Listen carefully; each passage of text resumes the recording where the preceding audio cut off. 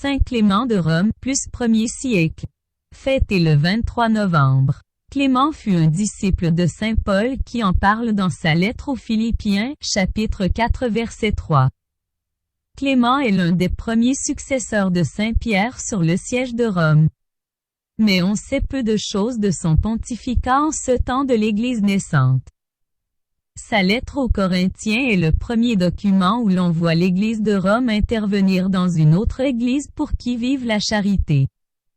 Document inappréciable par la fraîcheur du texte si proche des rédactions des évangélistes.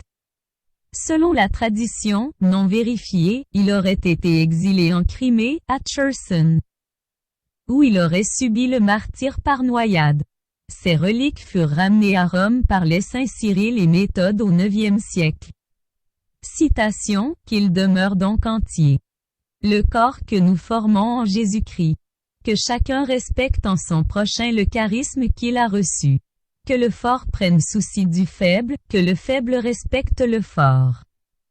Que le riche secourt le pauvre, que le pauvre rende grâce à Dieu de lui avoir donné quelqu'un qui subvienne à ses besoins. Que le sage manifeste sa sagesse non par des paroles, mais par de bonnes œuvres. Que l'humble ne se rende pas témoignage à lui-même, mais qu'il laisse ce soin à d'autres. Que celui qui est chaste dans sa chair ne s'en glorifie pas, sachant que c'est à un autre qu'il doit sa continence. Puisque c'est de Dieu que nous tenons tous ses bienfaits, nous devons lui rendre grâce de tout. Épître de Clément de Rome, 38.